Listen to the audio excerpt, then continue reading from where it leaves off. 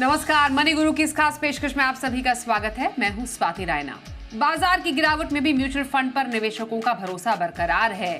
फरवरी में कुछ गिरावट के साथ लगातार तीसरे महीने एसआईपी के आंकड़े करीब 26,000 करोड़ रुपए दर्ज किए गए हैं। साथ ही 44 लाख नए एसआईपी पोर्टफोलियो भी बाजार से जुड़े हैं। मतलब अनिश्चित मार्केट में भी म्यूचुअल फंड हिट है। बताएंगे साथ ही आपको कि बिगड़े बाजार में मुनाफा कमाने का क्या है तरीका। हमारे साथ दो खास एक्सपर्ट्स हैं, उनसे परिचय करा देते हैं। Mutual fund expert Vishwajeet Parashar और कंप्लीट सर्कल कंसल्टेंट्स के विकास पुरी हमारे साथ हैं। विश्वजीत जी और विकास दोनों का बहुत स्वागत करते हैं मनी गुरु के आज के इस खास कार्यक्रम में शामिल होने के लिए। जिस तरीके से हमने बाजार में वॉलेटिलिटी देखी है, जिस तरीके से बाजार का जो जोश है वो धीमा पड़ा, चाल सुस्त पड़ी, उसमें भी जो आंकड़े हैं वो शायद उतने बुरे नजर ना आए अगर हम इसको अच्छे से समझने की कोशिश करें, जितने कि शायद और भी हो सकते थे। मैं दोनों ही गेस्ट का इस पर थोड़ा सा एनालिसिस लेना चाहूँगी। हम कह रहे हैं कि एसआईपी आंकड़े आए हैं 25,999 ओनली, लेकिन है तो 26,000 करोड़ से थोड़ा ही कम ना, मामूली कम।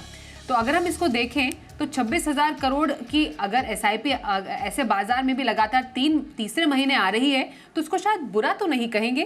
पहला कमेंट विश्वजीत जी आपकी तरफ से। इनफ्लोज में डिक्लाइन है, कोई ऐसा नहीं है कि इनफ्लोज नहीं है। ये 48 मंथ्स लगातार पॉजिटिव इनफ्लोज है मार्केट में। अगर हम देखें तो देखिए, बाजार में फरवरी के मंथ्स में थोड़ी सी अनसर्टेनिटी तो थी, ऐसा नहीं कह सकते कि नहीं थी। उसकी वजह से कुछ निवेशक थोड़े से नर्वस जरूर हुए होंगे। और मैंने ऐसा देखा कि ट्रेंड की बहुत सारे जो डायरेक्ट इन्वेस्टर्स हैं, उन्होंने शायद अपनी एसआईपी को थोड़ा सा स्लो डाउन किया है, कम किया है। तो वहां पे उनको कोई गाइड करने वाला नहीं है। जबकि मेरा ऐसा मानना है कि इस समय इतना इंटरेस्टिंग बाजार है, मार्केट में सेल या कह लीजिए डिस्काउंट है। तो अगर अब हम निवेश करते हैं, अपनी एसआईपीस को कतई ना रोके, पहली बात तो इस बाजार को देख के, और अगर कोशिश हो सकती है तो उसको टॉप अप करना मेरे ख्याल में बहुत अच्छा स्ट्रैटेजी रहेगा। क्योंकि ऐसे में आपके यूनिट्स जो है बहुत ज्यादा इंक्रीज हो रहे हैं। और अगर हम ट्रेंड देखें स्वाति जी, तो लार्ज कैप में करीब करीब वही ट्रेंड है। मिड कैप स्मॉल कैप में वैल्यूएशन थोड़ी सी ज्यादा थी, तो इसकी वजह से गिरावट थोड़ी सी ज्यादा देखने को मिली है। बट ये थोड़ा सा डिक्लाइन है, यहाँ से कहीं से भी ऐसा नहीं लग रहा कि कोई पैनिक सेलिंग है। ये थोड़ा सा डिक्लाइन अवश्य है, बट मुझे ऐसा लगता है अगर बाजार दोबारा से चढ़ता है तो ये निवेशक वापस दोबारा आएंगे। और मेरे ख्याल में बाजार में दोबारा से आपको पॉजिटिव ट्रेंड देखने को मिलेगा। तो थोड़ा सा ग्लोबल अनसर्टेनिटी, ट्रम्प साहब की टैरिफ वॉर कह लें, या और बहुत सारी वजह रही है जिसकी वजह से अनसर्टेनिटी है। But otherwise India growth story intact है। और ऐसा लगता है कि पॉजिटिव ट्रेंड्स, निवेशक जो है मेच्योर भी है, अपनी एसआईपीस को कंटिन्यू रख रहे हैं। बिल्कुल आपने ठीक कहा, 1 करोड़ की कमी है, अदरवाइज पूरा 26,000 करोड़ का आंकड़ा है, तो कोई बहुत बड़ा डिक्लाइन नहीं है। यहाँ से इतनी बावजूद कि market mid cap small cap में 35% का, 25-26% का डिक्लाइन देखने को मिला, लेकिन फिर भी ऐसा कोई बहुत बड़ा गिरावट नहीं है। बिल्कुल, इसमें बहुत ज़्यादा जो चर्चा विकास हो रही है वो है एसआईपी स्टॉपेज रेशो की। ऐसा कहा जा रहा है कि लोगों ने एसआईपी जो है फरवरी में बहुत ज़्यादा रोकी। एसआईपी स्टॉपेज रेशो है जो ऑल टाइम हाई 125% पर पहुंची है। हमने जनवरी में 109% देखी थी। अब 55 लाख जो एसआईपी है बंद हुई है, 44 लाख नई एसआईपीज आई हैं। ये जो गैप है, मतलब नई वर्सेस पुरानी एसआईपीज का, जो एग्जिस्टिंग एसआईपीज था, ये थोड़ा बड़ा है। अब ज़रा बताइए कि इसको हम कैसे समझें, क्योंकि जब हमारी एम्फी चेयरपर्सन से बात भी हुई, उनका ये मानना था, उनका ये कहना था कि ये जो बंद हुई एसआईपी है, सिर्फ ये डिसकंटिन्यूड एसआईपीज ये नहीं कहती है कि लोगों ने एसआईपीज रोक दी कमज़ोर बाजार में। वो ये भी है कि कईयों की मैच्योरिटी भी हो गई थी, लक्ष्य भी आ गया था, तो वो एसआईपीज भी तो हैं। तो कैसे समझे इस आंकड़े को जब हम एसआईपी स्टॉपेज रेशो कहते हैं? तो डेफिनेटली स्वाति, ये 3 कारणों से हो सकता है। एक तो जो जिनकी एसआईपीज मैच्योर हो गई, या फॉर सम टेक्निकल रीजन उनकी एसआईपी डिसऑनर हो गई फॉर बैंकिंग रीजंस या फॉर केवाईसी रीजंस। तो वो भी एक रीजन होता है जब एसआईपीज कई बार रिजेक्ट हो जाती हैं, स्टॉप हो जाती हैं। और तीसरा रीजन ये भी है स्वाति कि जिस तरीके से आपके शो के माध्यम से, या जिस तरीके से फंड मैनेजर्स और ऑल अक्रॉस जो इंडस्ट्री के एक्सपर्ट्स हैं, वो लोग इस चीज को वॉइस आउट कर रहे थे कि मिड कैप और स्मॉल कैप में बहुत ज्यादा वैल्यूएशंस हाई हैं। तो आप लार्ज कैप की तरफ, या एक फ्लेक्सी कैप की तरफ, या मल्टी कैप अप्रोच के थ्रू आप मार्केट में पार्टिसिपेट करिए।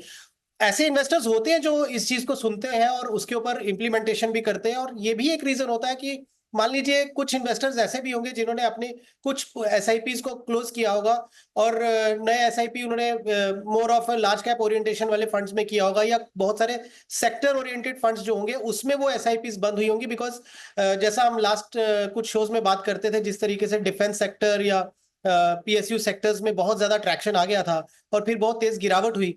और तीसरा ये है कि जो डू इट योरसेल्फ वाले जो क्लाइंट्स होते हैं, जो काफी एक बड़ा नंबर हो चुका है स्वाति आज की डेट में, वहां पे ये थोड़ा ट्रेंड ज्यादा दिखता है कि एसआईपी स्टॉप करके फिर दूसरी एसआईपी उन्होंने शुरू की होगी या शुरू नहीं की होगी, तो वो ये गैप इसकी वजह से आया हुआ। बिल्कुल। यहाँ पर अगर हम थोड़ा सा ब्रेकअप वाइज देखें विश्वजीत जी, हमने देखा किस तरीके से जो एक्विटी में जो ओवरऑल इनफ्लो है एक्विटी फंड्स में वो कम हुआ है डेफिनेटली। ब्रेकअप देखें तो फ्लेक्सी कैप फंड में सबसे ज़्यादा पैसे आए हैं 5,000 करोड़ रुपए के ऊपर। स्मॉल कैप में अच्छा इन्वेस्टमेंट आया है, मिड कैप में भी पैसे आते हुए नजर आए हैं। तो जो ये फ्लेक्सी कैप में पैसा आया है, क्योंकि आपके पास फ्लेक्सिबिलिटी है, एक फंड मैनेजर स्वतंत्र है ये मार्केट के कंडीशंस के हिसाब से अपनी कॉल विवेक के लिहाज से कॉल लेने में कि आप लार्ज मिड और स्मॉल कैप में कितना डालोगे।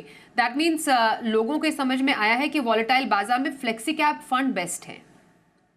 बिल्कुल स्वाति जी, अगर हम ट्रेंड देखें तो फ्लेक्सी कैप के अलावा फोकस्ड फंड्स पे पॉजिटिव ट्रेंड देखने को मिला है। तो वहां पे जैसा हम कहते हैं कि बाजार यहाँ से एक मतलब स्टॉक स्पेसिफिक सिलेक्शन होगा, और जो अगर हम देखें कि फोकस्ड फंड में जो फंड मैनेजर के बहुत हाई कन्विक्शन बेट्स होती हैं उन्हीं स्टॉक्स में लगाया जाता है, और एक कंसंट्रेटेड पोर्टफोलियो होता है, करीब 25-30 स्टॉक्स होते हैं। ये भी फ्लेक्सी कैप की तरह ही बिहेव करता है, और ज्यादातर लार्ज कैप क्वालिटी कंपनीज की तरफ इन्वेस्टमेंट्स होती है। तो जो हम बहुत टाइम से नॉर्मली इंडस्ट्री से भी व्यूज आ रहे थे कि large cap flexi cap better है इस मार्केट सिनारियो में, क्योंकि फंड मैनेजर आपके बिहाफ पे कॉल ले सकता है कि वहां पे कौन सा स्टॉक लेना है। मिड कैप स्मॉल कैप में भी अगर लेना है तो फंड मैनेजर के पास डिस्क्रिशन है फ्लेक्सी कैप में। तो वही फोकस फंड और फ्लेक्सी कैप में ट्रैक्शन ज्यादा देखने को मिल रहा है। तो मुझे लगता है कि ये बिल्कुल अच्छा है, क्योंकि आप म्यूचुअल फंड में जा रहे हैं क्योंकि वहां पे आपको प्रोफेशनल एडवाइस या प्रोफेशनल मैनेजमेंट के लिए जा रहे हो, और वहां पे अगर फंड मैनेजर के पास डिस्क्रिशन है कि उसको किस तरीके के स्टॉक्स को खरीदना है और उसको लगता है कि आने वाले समय में ये स्टॉक्स ज्यादा अच्छे रिटर्न्स देंगे, तो वो पूरा आप उसका पूरा एडवांटेज ले रहे हैं। तो ये बहुत ही पॉजिटिव ट्रेंड है कि फ्लेक्सी कैप, लार्ज कैप और फोकस फंड्स पे ज्यादा पैसा इनफ्लो हो रहा है, क्योंकि वैल्यूएशंस वहां पे अट्रैक्टिव भी है। मिड कैप स्मॉल कैप में भी काफी वैल्यूएशंस अभी गिरी है, अगर आप लास्ट के 15-20 दिन देखें तो मुझे लगता है कि वहां से लोगों ने पैसा अपना रोका है, क्योंकि फ्लोज भी देखें तो मिड कैप स्मॉल कैप में काफी कम हुए, और वही फ्लोज लार्ज कैप और फोकस फंड में या फ्लेक्सी कैप फंड में इतनी गिरावट देखने को नहीं मिली। बिल्कुल। हाइब्रिड की तरफ अगर नजर डाले विकास, तो एक जो कैटेगरी जो हाईलाइट होकर नजर आती है वो हमेशा से मल्टी एसेट एलोकेशन कैटेगरी रही है, और हमने पिछले कई महीनों का ये ट्रेंड देखा है कि जब से बाजार में थोड़ी सी उथल पुथल बढ़ी है, मल्टी एसेट एलोकेशन फंड में लोगों का रुझान काफी बढ़ा है। अब आपके पास इक्विटी भी है, उसमें डेट भी है, गोल्ड भी है, थोड़ा सा रीट्स और इनविट्स भी है। अब गोल्ड ने भी कितना अच्छा किया, आपको सीमित कंट्रोल एक्सपोजर चाहिए तो मल्टी एसेट एलोकेशन से बढ़िया क्या हो सकता है। इक्विटी और डेट में कंट्रोल एक्सपोजर चाहिए तो ये एक अच्छी कैटेगरी साबित हुई है। तो मल्टी एसेट एलोकेशन इस बाजार में कमाई करने का एक अच्छा तरीका हो सकता है। स्वाति, मैं ये बोलूंगा कमाई के लिहाज से ना देखा जाए तो यदि हम उसको देखें कि डाउनसाइड प्रोटेक्शन के हिसाब से मल्टी एसेट ने बहुत अच्छा काम किया, बिकॉज जो इक्विटी कंपोनेंट में मार्क टू मार्केट लॉसेस हुए वो गोल्ड ने ऑफसेट कर दिए, तो आपके पोर्टफोलियो में क्रैक नहीं आया, या मतलब इस फंड में क्रैक नहीं आया। फिर उसमें एडिशनल थोड़ी बहुत जो रिटर्न है वो डेट फंड की तरफ जो एलोकेशन था उसकी तरफ से आ गया। सो मल्टी एसेट फंड का मतलब मैं ये बोलूंगा कि अगर रिटर्न प्योर रिटर्न के हिसाब से आप देखेंगे तो शायद वो बहुत सुपर नॉर्मल रिटर्न ना दे, लेकिन आप कंसिस्टेंसी के और कंसिस्टेंट रिटर्न के पॉइंट ऑफ व्यू से देखेंगे तो शायद वो फंड अच्छा करेगा। जैसे हम बोलते हैं कि Rahul Dravid is more consistent, तो उस तरीके से है कि मल्टी एसेट फंड्स ने डाउनसाइड को प्रोटेक्ट करके रखा, स्पेशली गोल्ड की वजह से बहुत ये आई थिंक उनको कुशन मिला इन फंड्स को। और डेट फंड्स ऑब्वियसली एक सेकेंड ऑप्शन होता है जो डाउनसाइड को प्रोटेक्ट करता है। तो मल्टी एसेट हमेशा फ्लेवर में रहेंगे, और जिस तरीके से वर्ल्ड में अनसर्टेनिटी चल रही है, निवेशक ये सोचते हैं कई बार कि मैं फिक्स डिपॉजिट में डालूं या क्या मैं प्योर गोल्ड ले लूं, तो फिर वो भी एक रिस्क है कि आप एक ही एसेट क्लास में पूरा पैसा डाल रहे हो। तो ये सब दुविधा को दूर करने के लिए मुझे लगता है मल्टी एसेट फंड एक अच्छी ऑप्शन है, जहां पे आपको डेट का एक्सपोजर भी मिल जाएगा, गोल्ड का एक्सपोजर भी मिल जाएगा और इक्विटीज का भी मिल जाएगा। तो मान लीजिए कि अब जैसे क्योंकि इक्विटीज ऑलरेडी बहुत डाउन है, मेरा रिस्क कैपिटाइट इतना नहीं है कि मैं प्योर इक्विटी में जाना चाहता हूं, बट मुझे फिक्स डिपॉजिट प्लस 1 और 2% रिटर्न अगर कमाना है तो ये बहुत अच्छा ऑप्शन साबित होगा। बिकॉज यहां से इक्विटीज में और स्पेशली मल्टी एसेट में अगर आप इक्विटी कंपोनेंट देखेंगे तो जनरली लार्ज कैप ओरिएंटेशन ज्यादा रहता है, तो यहां से चांसेस है कि मेरा इक्विटी पोर्टफोलियो भी मुझे अच्छे रिटर्न देगा। गोल्ड यदि सुपर नॉर्मल रिटर्न ना दे तो भी गोल्ड का अपसाइड बायस रहेगा जब तक वर्ल्ड में अनसर्टिनिटी रहेगी, और डेट की भी रिटर्न है ही। तो मुझे लगता है मल्टी एसेट फंड अभी भी फ्लेवर में रहेंगे फॉर दोज जो एफडी प्लस 1 और 2% की उम्मीद रखते हैं रिटर्न से। बिल्कुल, तो ये हमने देखा म्यूचुअल फंड का क्या रहा फरवरी महीने का ट्रेंड। कुछ दर्शक हमारे साथ शो में शामिल हो चुके हैं, उनसे भी उनके पोर्टफोलियो से जुड़े हुए सवाल जानते हैं। ऐसे ही पहले दर्शक हमारे साथ है आशीष मोहन जी। नमस्कार आशीष जी, स्वागत करते हैं हम आपका मनी गुरु में। बताइए सर, कैसा बनाया अपना पोर्टफोलियो? मैम, मेरा केनरा रोबेको में मिड कैप फंड है, ये 2000 पर मंथ में इन्वेस्ट करता हूँ। और Nippon India small cap fund है, इसमें भी 2000 है। और निप्पॉन इंडिया का निफ्टी 500 मोमेंटम 550 इंडेक्स फंड है, इसमें 5000 पर मंथ है। और एचडीएफसी का टॉप 100 फंड लार्ज कैप है 2000। HDFC hybrid equity fund growth plan है 2500 per month. NJ flexi cap fund है 2500 पर मंथ। टोटल मेरा 16000 पर मंथ का मैम इन्वेस्टमेंट है। इसमें मैं थोड़ा सा डाउटफुल हूँ Nippon India Nifty 500 momentum 50 index fund को लेके, तो मैम थोड़ा सा मुझे इसमें सजेशन चाहिए। आप थोड़ा सा अपना लक्ष्य बताएंगे सर, आपको ये जो आप पोर्टफोलियो बना रहे हैं कोई पर्टिकुलर टारगेट के लिए? मेरा बेटी है अभी 3 इयर्स का, तो उसका एजुकेशन के लिए मेनली मैं अभी कोशिश कर रहा हूँ कि मैं लगभग 3 to 4 करोड़ के आसपास इकट्ठा कर सकूं, जिससे कि उसको मैं फॉरेन में कोई अच्छा एजुकेशन दे सकूं। ओके, तो बेटे की पढ़ाई का लक्ष्य 4 करोड़ तक, क्या ये इस मौजूदा निवेश से इकट्ठा कर पाएंगे? विकास, आप जरा इनका पोर्टफोलियो स्टडी करेंगे। 16,000 की एसआईपी है 6 फंड में।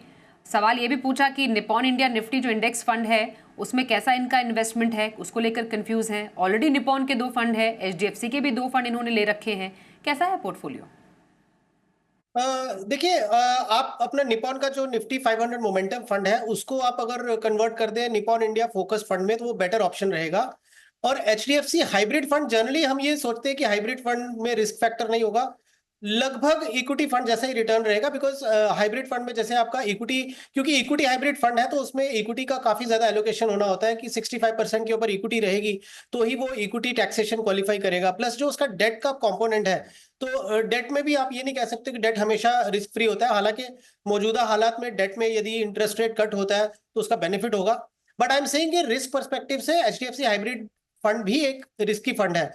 तो क्यों ना आप अगर मर्ज कर दें, अगर आपका सिर्फ ये हाइब्रिड फंड कम रिस्क के पॉइंट ऑफ व्यू से लिया होगा तो फिर आप, मैं बोलूंगा कि आप इससे बेहतर है कि एक आर्बिट्राज या डेट फंड लीजिए। बट यदि आप रिटर्न पर्सपेक्टिव से देखते हैं और थोड़ा रिस्क ले सकते हैं तो फिर आप हाइब्रिड फंड जो है आपका एचडीएफसी का, उसको हाइब्रिड लार्ज कैप फंड में मर्ज कर दीजिए। एचडीएफसी टॉप 100 जो है एचडीएफसी लार्ज कैप फंड बोला जाता है। तो ये 2 चेंजेस जो है वो आप कर लीजिए। रिमेनिंग जो आपका फंड है एनजे फ्लेक्सी कैप वो कंटिन्यू रखिए आप। निप्पॉन का स्मॉल कैप भी आप कंटिन्यू रखिए, बिकॉज आपके पास अभी भी जो टाइम होराइजन आपने बोला कि आप 15 ईयर्स तक करना चाहते हैं, करेंगे। लेकिन जहां तक लक्ष्य की बात है, बिकॉज 16,000 की जो एसआईपी आप कर रहे हैं और जो 1,70,000 के आसपास आपका कॉर्पस है, यदि मैं थोड़ा बुलिश होके 15% की भी सीएजीआर लेता हूं तो भी आपके 1 करोड़ 10 लाख 1 करोड़ 15 लाख के आसपास कॉर्पस बनेगा। 3 to 4 करोड़ के लिए थोड़ा आपको श्रम ज्यादा करना पड़ेगा in terms of your input value. यदि आप चाहते हैं कि 15 ही साल में आपको ये चाहिए तो लगभग 65,000 की सिप चाहिए आपको 4 करोड़ बनाने के लिए। अगर 3 करोड़ करना तो 50 प्लस के आसपास की आपको सिप की रिक्वायरमेंट रहेगी। अदरवाइज आपको ये अपना जो टारगेट है इन गिवन कंडीशंस 24 ईयर्स तक लेके जाना पड़ेगा। और क्योंकि अगर चाइल्ड की एजुकेशन की बात है तो लास्ट में यही बोलूंगा कि आप अपना इनपुट वैल्यू बढ़ाते जाइए, स्टेप अप करिए, टॉप अप करिए, और आप इजीली मुझे लगता है 2.5-3 करोड़ के आसपास तो पहुंच ही जाएंगे। और जब कभी शॉर्टफॉल हुआ तो एजुकेशन लोन होता है बच्चों के लिए, वो एक बहुत अच्छा प्रोडक्ट होता है, उसको आप कंबाइन कर सकते हैं। बिल्कुल, तो बेहतरीन सलाह आपको दी है विकास ने। आशीष, बहुत बहुत शुभकामनाएं आपको आपके इस पोर्टफोलियो प्लानिंग के लिए। अगले दर्शक हमारे साथ शो में शामिल हो चुके हैं हितेश पटेल साहब। नमस्कार हितेश जी, स्वागत करते हैं मनी गुरु में। बताइए क्या जानना चाहेंगे आप? हाँ नमस्कार मैडम, मैं हितेश पटेल बोल रहा हूँ कच्छ गुजरात से। जी सर मैडम, नमस्कार मेरा एक क्वेश्चन था कि मुझे 20 साल बाद 5 करोड़ रुपए चाहिए, तो अभी म्यूचुअल फंड में स्टार्ट करना चाहता हूँ, तो किन किन फंड में मैं निवेश कर सकता हूँ? तो अब तक आपने कोई इन्वेस्टमेंट नहीं किया म्यूचुअल फंड में सर? नहीं, अभी मैंने म्यूचुअल फंड में निवेश किया हुआ है। मेरा HDFC लार्ज कैप फंड है, उसमें अभी मैंने लमसम 25,000 हुआ डाले हुए हैं। ठीक है, तो एक फंड में कुछ लमसम आपका इन्वेस्टमेंट है, लेकिन 5 करोड़ रुपए अगर 20 साल बाद लेने हैं, विश्वजीत जी, हितेश जी को आप क्या सलाह देंगे? कैसे हासिल कर सकते हैं लक्ष्य? कैसे फंड अभी ऐसे बाजार में डालें अपने पोर्टफोलियो में?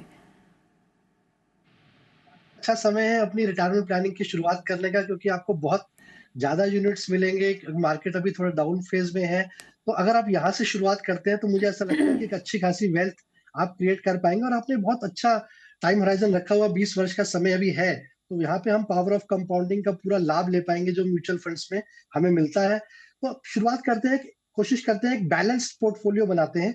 और जो आपका लक्ष्य है 5 करोड़ का, तो मैं मान के चलता हूँ कि अगर आप 50,000 की SIP करते हैं, 12% का CAGR भी लेके चले, तो 20 वर्ष में हम 5 करोड़ के लक्ष्य तक पहुंच पाएंगे। तो 50,000 की SIP हमें करनी चाहिए। आप चाहें तो उसको स्टेप अप कर सकते हैं। अगर अभी एकदम से 50,000 नहीं कर सकते हैं, तो जितनी भी आप कर सकते हैं उतने से शुरुआत करें और धीरे धीरे अपने आप को स्टेप अप करते जाएं, ताकि आप अपने गोल तक पहुंच पाए। अगर 50,000 की SIP मान के चलते हैं, तो मैं आपको सलाह दूंगा कि 10,000 रुपए आप एक लार्ज कैप फंड में रखें। आपने अगर HDFC लार्ज कैप फंड ले रखा है तो उसमें भी कंटिन्यू कर सकते हैं, नहीं तो ICICI प्रूडेंशियल का ब्लू चिप फंड ले सकते हैं। इसके साथ हम एक large and mid cap fund लेते हैं, जो कि है Motilal Oswal large and mid cap fund. काफी कंसिस्टेंट परफॉर्मेंस है, अच्छे रिटर्न्स देखने को मिले हैं, तो Motilal Oswal large and mid cap fund ले लेते हैं। एक जो अभी हम बात भी कर रहे थे फ्लेक्सी कैप फंड की, तो पराग पारिक फ्लेक्सी कैप फंड एक एवरग्रीन फंड है। काफी लंबे समय से हम देख रहे हैं कि अच्छे रिटर्न्स कंसिस्टेंटली मिल रहे हैं यहाँ पे। तो यहाँ पे इस समय मार्केट सिनेरियो के हिसाब से भी बहुत अच्छा है। तो पराग पारिक फ्लेक्सी कैप फंड में आप 10,000 की SIP कर सकते हैं। इसके अलावा मैं मिड कैप स्मॉल कैप में आपको सलाह देता, बट अभी प्रेजेंट मार्केट सिनेरियो को देख के मैं आपको सलाह दूंगा कि आप एक मल्टी कैप फंड लें, जहां पे आपको लार्ज कैप, मिड कैप और स्मॉल कैप तीनों का एक्सपोजर एक साथ मिलता है। 25-25% तीनों में डिवाइड होता है। तो अभी प्रेजेंटली आप एक कोटक मल्टी कैप फंड लें। और ओवरऑल अगर हम फंड्स देखें तो ये हमने ग्रोथ स्टाइल फंड्स लिए, तो डिफरेंट इन्वेस्टमेंट स्टाइल का फंड भी ले सकते हैं डाइवर्सिफिकेशन के पॉइंट ऑफ व्यू से। तो आप SBI का कॉन्ट्रा फंड लें, तो आपको डिफरेंट इन्वेस्टमेंट स्टाइल भी मिल जाएगा, डिफरेंट AMCs भी हो गई, डिफरेंट मार्केट कैप्स में भी हमने अपने आप को डाइवर्सिफाई कर लिया। तो 10-10 हजार की आप ऐसे SIP अपनी स्टार्ट करें और हर वर्ष अपना पोर्टफोलियो जरूर रिव्यू करें। मार्केट सिनेरियो को देख के कोई स्कीम एक आध बार चेंज करनी पड़े तो जरूर करें, बट कंसिस्टेंटली 20 साल तक आप निवेश करें, तो मुझे ऐसा लगता है कि आप अपने रिटायरमेंट के गोल तक अवश्य पहुंच पाएंगे। बहुत बहुत शुभकामनाएं हितेश जी। आइए अब एक और सवाल करते हैं अपने शो में शामिल। हमारे पास रमनदीप सिंह का सवाल आया है। उम्र 47 साल है इनकी और कुछ 12 फंड इन्होंने ले रखे हैं। मैं विकास आपसे बोलूँगी ज़रा इनका जो पोर्टफोलियो स्टडी करें। मैं थोड़ी डिटेल्स बता दूँ। है इनकी लमसम इन्वेस्टमेंट और जो इनके गोल्स हैं रिटायरमेंट और अपने बच्चों की पढ़ाई शादी का लक्ष्य है। 13 साल के बाद 2 करोड़ कह रहे हैं कि मुझे कमाने हैं, तो कैसे कमाएं, और 5,000 की SIP भी करनी है, तो उसके लिए फ़ंड ये आपसे समझना चाहते हैं। तो जो इनके 12 फंड है उसमें 50-50 हज़ार की SIP अभी फ़िलहाल एट द मोमेंट कर रहे हैं। ज़रा थोड़ा बताइए कैलकुलेशन करके क्या सजेस्ट करेंगे इन्हें? स्वाति, इनके जो 12 फंड्स हैं उसमें 6 फंड्स जो हैं वो फार्मा एंड हेल्थ केयर की कैटेगरी के हैं, तो बहुत बड़ा ओवरलैप है और बहुत हाई कॉन्सेंट्रेशन रिस्क हो गया कि एक ही सेक्टर पे आपका मोर देन 50% पोर्टफोलियो जो है वो स्क्यूड है। तो इमीडिएटली पहला जो इनको मूव यही करना पड़ेगा कि इनको अपने फंड्स को स्विच करना पड़ेगा थोड़ा डाइवर्सिफाइड अप्रोच के साथ। तो मैं इस तरीके से बोल देता हूं कि इनको अपने जो फंड्स हैं किस तरीके से जो शिफ्ट करने पड़ेंगे। HDFC फार्मा और DSP हेल्थ केयर, इन दोनों को आप स्विच करके HDFC फ्लेक्सी कैप में आ जाए, DSP हेल्थ केयर से एग्जिट करके HDFC फ्लेक्सी कैप में मर्ज कर दें। इसी तरीके से मोतीलाल ओसवाल का जो मिड कैप फंड है और इनका मोतीलाल ओसवाल का मल्टी कैप फंड है, तो दो फंड रखने की जरूरत नहीं है, मोतीलाल ओसवाल के मल्टी कैप फंड में ये मर्ज कर सकते हैं। उसी तरीके से क्वांट स्मॉल कैप से और हेल्थ केयर से निकल के जो इनका निपॉन का विजन फंड है उसमें ये मर्ज कर दें, और SBI का हेल्थ केयर को स्विच करके SBI कॉन्ट्रा में कर दें। तो रफली जो इनके जो फंड्स बनेंगे वो ये आ जाएंगे HDFC flexi cap, SBI Contra, Motilal Oswal mid cap multi cap fund, Nippon India का विजन फंड, और इसके अलावा दो फंड अगर ये चाहते हैं, क्योंकि अगर इनकी इंक्लिनेशन थोड़ी सी हेल्थ केयर सेक्टर की तरफ है, तो ICICI प्रू का हेल्थ केयर फंड को जो है ये कंटिन्यू कर सकते हैं, और निपॉन इंडिया फार्मा भी कंटिन्यू कर सकते हैं, या वो ICICI के साथ मर्ज कर सकते हैं। तो ये 5 फंड जो है उससे पोर्टफोलियो इनका ज्यादा बेटर बनेगा। जहां तक इनके SIP की बात है, ये कोई दो फंड्स में SIP अपना 2,500 का कर दें, जैसे for example HDFC flexi cap और मोतीलाल ओसवाल का मल्टी कैप फंड, इसमें 2,500 की सिप कर दें, और फिर धीरे धीरे जैसे जैसे इनके पास में इनफ्लोज बढ़ते जाए तो दूसरे जो हमने फंड्स लिस्ट डाउन किए थे SBI कॉन्ट्रा और निपॉन इंडिया विजन फंड, उसमें SIP स्टार्ट करें। टारगेट के हिसाब से जो इनको 2 करोड़ का टारगेट है वो थोड़ा सा शॉर्ट पड़ता नजर आ रहा है, बिकॉज मौजूदा स्थिति में यदि ये 5,000 की सिप करते हैं और करंट 6 लाख का जो पोर्टफोलियो इनका है, तो लगभग इनका 60 लाख के आसपास का कॉर्पस बनेगा। यदि 2 करोड़ का इनको 13 साल में पहुंचना है तो बेयर मिनिमम इनको 40,000 की सिप करनी पड़ेगी। स्वाति। ओके, तो रमनदीप जी, होपफुली आप हमें सुन रहे होंगे। थोड़े बदलाव करने की ज़रूरत है, कुछ पोर्टफोलियो थोड़ा सा मर्ज करना है, थोड़ा छोटा करना है, तो ज़रूर गौर कीजिएगा क्या बताया हमारे एक्सपर्ट ने आपके लिए। अगला सवाल लेते हैं, हमारे पास भूपेंद्र जी का सवाल आया है। विश्वजीत जी प्लीज़ इनका जो पोर्टफोलियो स्टडी कीजिए, कुछ डिटेल्स आपके पास हैं इनकी। इनकी उम्र 43 साल है, 43 ईयर्स। इनकी जो वाइफ है 37 ईयर्स की है, 13 और 8 साल की 2 बेटियां भी हैं। रिटायरमेंट गोल है इनका 10 से 14 साल में लगभग 2 करोड़ रुपए, बच्चों की पढ़ाई के लिए 3 करोड़ का लक्ष्य चाहिए। सालाना 15% स्टेप अप भी करेंगे अपने इन्वेस्टमेंट को। अभी फिलहाल 25 लाख का मौजूदा म्यूचुअल फंड पोर्टफोलियो इनका बना हुआ है। पत्नी का पोर्टफोलियो भी बनाया है, वो करीबन 8 लाख का है। पोर्टफोलियो कैसा लग रहा है आपको? और 10 लाख रुपए जो इनके पास और लमसम पड़े हुए हैं वो कहाँ इन्वेस्ट कर सकते हैं? कुछ हेल्थ प्लान भी है, टर्म प्लान भी है, इमरजेंसी फंड भी है, सुकन्या समृद्धि, ETF ट्रेडिंग के भी कुछ रकम है इनके पास, शेयर भी है इनके पास 1.5 लाख तक के, और कुछ फंड्स है। सर बताइए।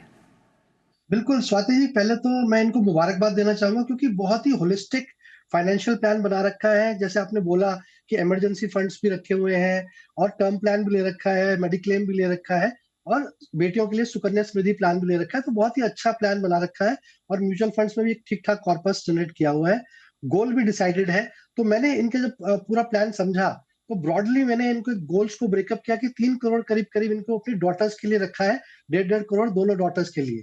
तो अगर हम इनको देखें, इनके गणित को देखें, तो मैं इनको सजेस्ट करूंगा कि अगर करीब अगर ये 10 लाख भी निवेश कर देते हैं तो इनके पास 43 लाख रुपीज लमसम हो जाता है। तो हालांकि इन्होंने गोल में ये डिफाइन नहीं किया था कि बच्चे की पढ़ाई के लिए चाहिए या शादी के लिए चाहिए, तो मैंने एज के हिसाब से ऐसा मान के चल रहा हूँ कि 18 वर्ष में उनको करीब करीब 50 लाख रुपए चाहिए होगा दोनों ही बेटियों के लिए। तो वो मैंने प्लानिंग इस तरीके से करी है कि जो लमसम पैसा है 43 लाख रुपए प्लस सुकन्या समृद्धि प्लान जो है, वहां से ये लमसम पैसा निकालें और उसको अभी अभी इन्वेस्टेड भी करते हैं, तो करीब करीब 50 लाख बन जाता है अगर 28 लाख रुपए पहली डॉटर के लिए रखते हैं और दूसरी डॉटर के लिए 14-15 लाख रुपए रखते हैं। तो ये दोनों ही केसेस में जब इनकी बेटी 18-18 वर्ष की हो जाएंगी तो इनको 50 लाख रुपए मिल जाएगा। और जो इनकी मैरिज है वहां पे मैंने इनके लिए डॉटर्स मैरिज के लिए 1-1 करोड़ का लक्ष्य रखा है, तो उसके लिए इनको SIP कर रखी है, करीब करीब 20,000 की SIP पहली डॉटर की शादी के लिए और 9,000 की SIP दूसरी डॉटर की शादी के लिए। इन दोनों में ही इनको 10% का स्टेप अप करना है। हालांकि इन्होंने तो बोला कि 15% कर सकते हैं, 10% का स्टेप अप करें तो दोनों की डॉटर्स की शादी की एज जब 25 वर्ष की हमने मान के चल रहे हैं तो वहां पे इनको 1 करोड़ रुपया मिल जाएगा।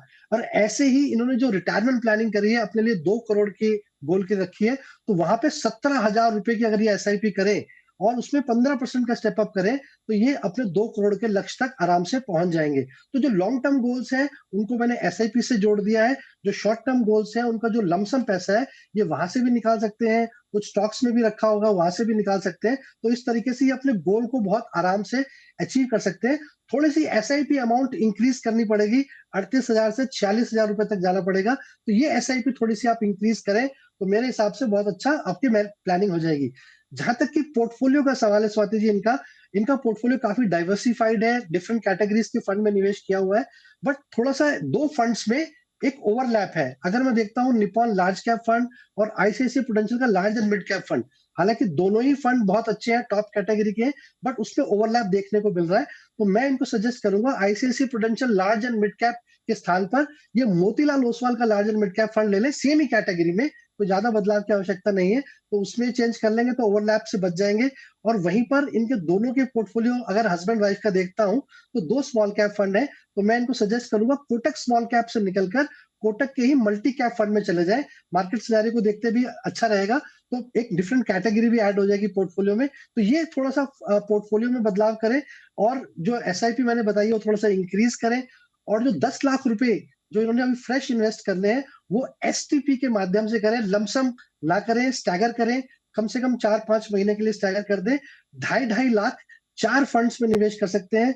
एक Nippon India large cap fund, एक फ्लेक्सी कैप फंड में कर सकते हैं, कोटक के मल्टी कैप फंड में कर सकते हैं, और वहीं मोतीलाल ओसवाल के large and mid cap fund में भी 2.5 लाख रुपए कर सकते हैं। तो ये 2.5 लाख 4 फंड्स में स्टेप अप के थ्रू, एसटीपी के थ्रू निवेश करें नेक्स्ट 3 to 4 मंथ्स में, और इस तरीके से ये अपना कॉर्पस बना सकते हैं। तो मेरे ख्याल से बहुत अच्छी प्लानिंग जी है। बिल्कुल सर। और तो विश्वजीत जी ने आपको बताया कि भूपेंद्र जी को बताया कि किस तरीके से आप एक अच्छा डिटेल्ड अपना पोर्टफोलियो बना सकते हैं। भूपेंद्र जी, ऑल द वेरी बेस्ट, और धन्यवाद हमारे दोनों ही एक्सपर्ट्स का, विश्वजीत जी और विकास, आप दोनों का हमारे साथ इस आज के कार्यक्रम में शामिल होने के लिए। रुकते ब्रेक के लिए, देखते रहिए जी बिजनेस।